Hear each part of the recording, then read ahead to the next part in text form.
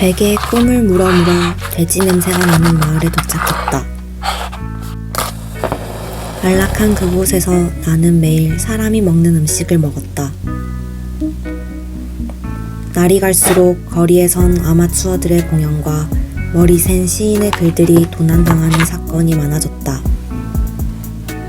동면에 들어가는 동물은 의심의 대상이 되었고 나는 꿈에서도 잠에 들지 못했다.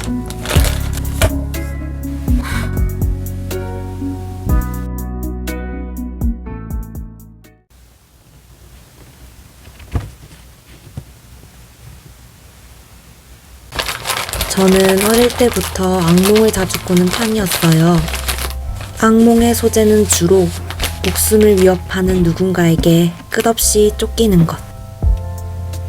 생생한 꿈속에서 매일같이 전력을 다해 도망다니다 보니 문득 나 삶에 대한 미련이 굉장히 많구나 하는 묘한 감정을 느끼기도 했어요. 저는 사주팔자나 신점은 곧잘 믿지만 사실 꿈의 몽은 믿지 않아요. 왜냐하면 생생하고 강렬한 꿈을 꿔도 그 해몽대로 실현된 적이 없기 때문이에요. 대신 꿈은 무의식의 투영이라는 이론을 믿어요. 그래서 저는 악몽을 꾸고 나면 내 안 깊숙한 곳에 여전히 불안이 자리하고 있다는 사실을 인지하곤 해요. 어려서부터 악몽을 자주 꿨기 때문인지 드림캐쳐라는 물건을 처음 알게 됐을 때 저는 이 물건에 강렬히 사로잡혔어요. 드림캐쳐는 과거 아메리카 원주민들이 가지고 있으면 나쁜 꿈은 걸러주고 좋은 꿈을 꾸게 해준다고 믿었던 물건이에요. 저는 이런 영적인 물건을 참 좋아해요. 그저 실과 깃털일 뿐인 것에 의미를 부여해 가치 있게 만드는 일이 흥미롭기 때문이에요. 고등학생 시절 드림캐쳐를 처음 알게 됐을 때 재료를 구매해서 직접 만들어 보기도 했어요. 직접 만든 드림캐쳐는 항상 머리맡에 걸어뒀어요. 사실 제 악몽에 별 효용은 없었지만 그냥 걸어놓고 있으면 그 자체로 좋았어요. 그러고 보니 최근 1년간은 악몽을 꾼 적이 거의 없는 것 같아요. 제 방에 걸린 드림캐쳐 때문일까요? 오랜 시간 저를 괴롭히던 악몽이 자취를 감춘 이유가 무엇일까요? 곰곰이 생각해보고서 제가 내린 결론은 내면의 상처를 직면했기 때문이 아닐까 합니다.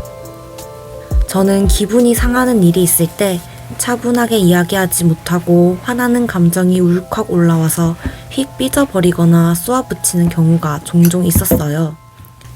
이런 모습을 고치려고 노력해봤지만 아무리 노력해도 비슷한 상황이 오면 쉽사리 고쳐지지 않고 똑같은 행동이 반복되더라고요.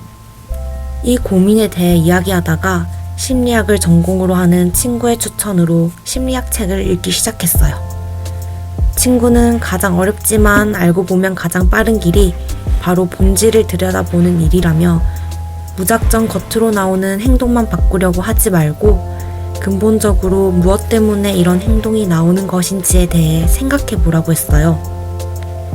친구의 추천대로 몇 권의 책을 읽으며 과거의 경험과 제 마음 구석구석을 들여다보는 시간을 가졌어요. 잊고 살 만큼 작다고 여겼던 일들도 당시엔 몰랐는데 내게 상처가 됐을 수 있겠구나 하고 떠오르는 일들이 많았어요.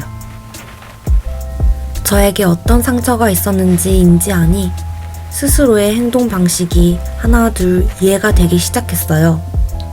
그 후로 어김없이 전처럼 감정적으로 격양된 행동이 나올 때는 아, 그래서 그런 거구나 하며 잠시 스스로를 가엽게 여기고 토닥여줬어요.